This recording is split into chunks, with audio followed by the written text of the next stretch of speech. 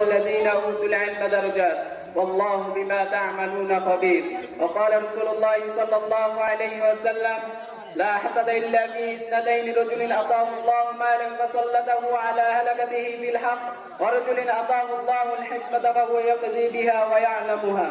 অধ্যকার আল হাদিস ছাত্র কাফেলা কর্তৃক আয়োজিত আজকের বাৎসরিক বক্তৃতা সেমিনারের মাননীয় সভাপতি, বিজ্ঞ বিচারক মন্ডলীর সুযোগ্য পরিচালক ও আমার সামনে উপবিষ্ট সবুজ বাংলার প্রত্যন্ত অঞ্চল থেকে আগত একজাক এলেম পিপাসু ছাত্র ভাইয়েরা, সকলকে আন্তরিক মোবারকবাদ জানিয়ে শুরু করছি পূর্বে নির্ধারিত আলোচ্য বিষয় তথা কওমি সনদের স্বীকৃতি ও বহুমুখী ষড়যন্ত্রের শিকার উল্লেখিত বিষয়ের উপর সময়ের সংক্ষিপ্ত পরিসর কিঞ্চিত আলোকপাত করার প্রয়াস চালাবো ইনশাআল্লাহ।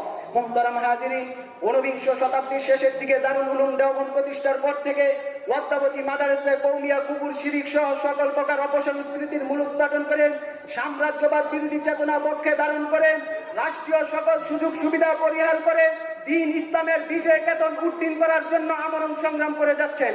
কিন্তু হাজারো চড়াই উতরাই আর ত্যাগ তিতিক্ষার সাথে সাথে কওমি মাদ্রাসার সনদের স্বীকৃতির প্রয়োজনীয়তা দেখা যায় তীব্রভাবে। কারণ একজন কওমি শিক্ষার্থী 16 থেকে 18 বছর পড়াশোনা করেও রাষ্ট্রীয়ভাবে তাকে থাকতে হয় অশিক্ষিত হয়ে, নির্দেশ কিংবা বহির্বিশ্বের উচ্চ শিক্ষা থেকে তাকে থাকতে হয় বঞ্চিত, উন্নত বিশ্বের সামাজিক কর্মকাণ্ডে তারা হচ্ছে নিগৃহীত, সর্বোপরি সমাজের উচ্চ পর্যায়ের দিনের কর্মকাণ্ডে তারা হচ্ছে বাধাগ্রস্ত। ফলে বেফাকুল মাদারিসুল আরাবিয়ার কর্মকর্তাদের পক্ষ থেকে 1988 সাল থেকে নিয়ে 2001 সাল পর্যন্ত বারবার সনদের স্বীকৃতির আবেদন জানানোর পরও সেই সময়ের সরকারগুলো তার দেখে সাড়া না দেয়।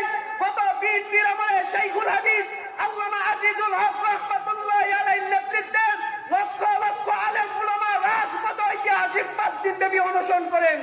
কিন্তু সাহাবী আদর্শের প্রতি বিষাক্ত তীর নিক্ষেপকারী মওদুদী অনুসারী জামাত ইসলামের প্রোপাগান্ডার ইসলাম বিরোধী শক্তির গভীর ষড়যন্ত্রের কারণে তখন তা বাস্তবায়ন হয়নি।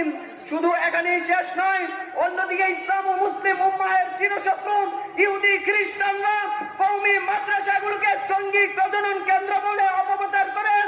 অসংখ্য ষড়যন্ত্রের জাল বিস্তার করেও যখন তারা কওমি মাদ্রাসাগুলোকে বন্ধ করে দিতে পারল না, তখন তারা ভিন্ন বন্দিয়াতে কওমি শিক্ষার কারিকুলাম নিজেদের নিয়ন্ত্রণে নিতে গভীর ষড়যন্ত্র চালিয়ে যাচ্ছে।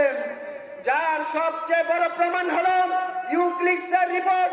তাতে বলা হয়েছে বাংলাদেশের কওমি শিক্ষার পরিবর্তনের জন্য যুক্তরাজ্য এবং যুক্তরাষ্ট্র এক হয়ে কাজ করছেন। একই বিষয়ে বাংলাদেশ সরকারের উপর বিশ্বব্যাংক চাপ সৃষ্টি করছেন। মুহতারাম হাজিরিন, ইউক্লিডসের রিপোর্টের শতভাগ বাস্তবতা দেখতে পাই আমাদের বিশ্বস্ত সূত্রে জানা এক রিপোর্টের সাথে। তাতে বলা হয়েছে আমেরিকার পক্ষ থেকে শর্তের ভিত্তিতে কওমি মাদ্রাসার স্বীকৃতির জন্য ইতিমধ্যে আমার দেশে $400 কোটি এসে পড়েছে। আমার জিজ্ঞাসা হলো, এখানে আমরা 1988 সাল থেকে নিয়ে 2001 সাল পর্যন্ত বারবার সনদের স্বীকৃতির আবেদন জানানোর পরও আমাদেরকে সনদের স্বীকৃতি দেওয়া হয় নাই। এখন কেন আমাদেরকে সনদের স্বীকৃতি দিয়েছেন? আমি তো মনে করি এটার ভিতরে গভীর ষড়যন্ত্র লুকায়িত রয়েছে। কওমি সন্তানেরা, তোমরা এদেশের মাটির বাড়াটিয়া হিসেবে থাকো না।